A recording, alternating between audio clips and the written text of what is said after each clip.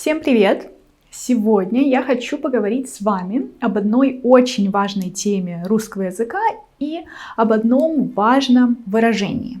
У меня есть и у меня нет. Тут все не так трудно, но студенты все равно делают очень много ошибок, когда его употребляют. Особенно если мы говорим о других формах и других временах. Поэтому давайте вместе разбираться, как же правильно употреблять его в нашей речи. Итак, самое простое. Начнем с настоящего времени. Здесь у нас выражение «у меня есть» плюс любой предмет, человек, животное. И если мы говорим не о себе, то мы меняем только слово посередине, то есть «меня». Мы его заменяем другими местоимениями в родительном падеже. Это очень важно, в родительном падеже. Но конструкция остается такая же. У меня есть и так далее получится. У тебя есть, у него или у нее есть, у нас есть, у вас есть и у них есть. Далее, прошедшее время. Тут нужно быть очень внимательными. Вначале все легко. Мы сохраняем конструкцию у меня, у тебя, у него, у нее.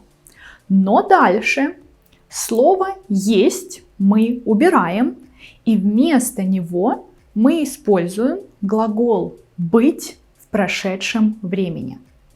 При этом используем мы его очень аккуратно, потому что его форма будет зависеть от слова, которое идет за ним. Так оно будет согласоваться в роде и числе со следующим словом. Например, у меня был хороший день. Я сказала был хороший день. Потому что слово «день» мужского рода. И мы согласуем «быть» со словом «день». Не потому что я девочка, и я должна говорить «у меня была». Нет, ни в коем случае. Здесь мы смотрим только на следующее слово. Или, например, «у тебя была красивая сумка». Или «у него, у нее были выходные». Или «у нас было хорошее настроение». И так далее. У вас был хороший день, и у них было хорошее настроение. Следующее. Будущее время. Здесь снова все просто. Опять же, мы сохраняем конструкцию «у меня, у тебя, у него, у нее». Плюс теперь мы используем глагол «быть» в будущем времени, но всегда в одной форме будет. И так получится. У меня будет, у тебя будет, у него, у нее будет, у нас будет, у вас будет и у них будет.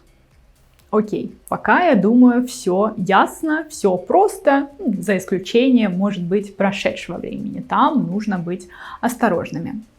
Но возникает проблема, когда нам нужно сказать что-то в отрицании. Потому что очень часто мы говорим о тех вещах, которых у нас нет. И здесь уже все по-другому. Например, снова начнем с настоящего времени. Мы говорим ту же самую конструкцию. У меня начинаем точно так же, но потом используем просто слово «нет». У меня нет. Самая частая ошибка здесь у студентов всегда говорить полностью. У меня есть нет.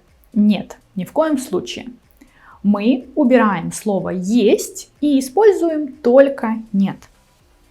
Плюс другая сложность. Следующее слово, предмет, человек, животное мы должны использовать в родительном падеже.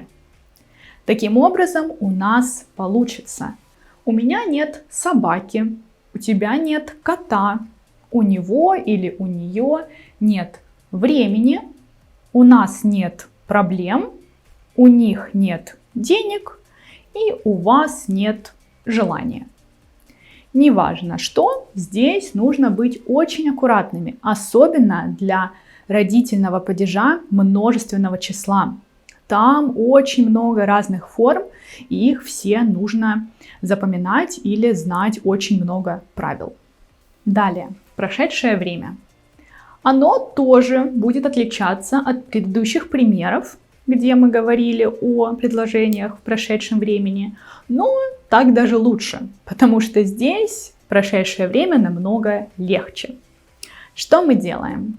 Мы оставляем конструкцию «у меня», «у тебя», плюс мы говорим «не было». То есть опять глагол «быть» в прошедшем времени, но всегда в одной форме «не было». У нас не будет никакого различия по роду или по числу. Всегда одна форма. У меня не было собаки, у тебя не было денег, у него, у нее не было машины, у нас не было времени, у вас не было желания и у них не было проблем. Везде, независимо от того, какое слово идет дальше, мы используем одну форму «не было». И, если вы заметили, это слово после «не было» снова стоит в родительном падеже. Всегда, когда у нас есть отрицание, в любом времени, в любой форме, всегда родительный падеж. И последнее, будущее время. Тоже очень просто. Та же самая конструкция, плюс глагол «быть» в будущем времени у меня не будет и родительный падеж. У меня не будет машины, у тебя не будет времени, у него, у нее не будет, у нас не будет, у вас не будет и у них не будет. Вот мы и разобрали все возможные формы и способы употребления этого выражения. И я надеюсь, что теперь у вас не возникнет никаких проблем и вопросов по этой теме. И чтобы еще лучше закрепить эту тему, вы можете подписаться на мой Patreon и там выполнить упражнение к этому видео. Так вы еще лучше его запомните и поймете эти правила. Единственное, что я не сказала, там, где люди тоже делают много ошибок, иногда в таких выражениях, как на английском I have, you have, мы не используем слово есть. Например, выражение «у тебя есть красивые глаза» оно неправильное. Мы должны сказать «у тебя красивые глаза», то есть мы пропускаем слово «есть». Это уже отдельная тема, и если у вас есть какие-то вопросы по ней, или вы не знаете, не понимаете, когда нужно говорить «есть», когда не нужно говорить «есть», напишите мне в комментарии, и мы вместе с вами разберем эту тему еще раз. Спасибо большое за просмотр. Подписывайтесь на мой канал и изучайте русский язык вместе со мной.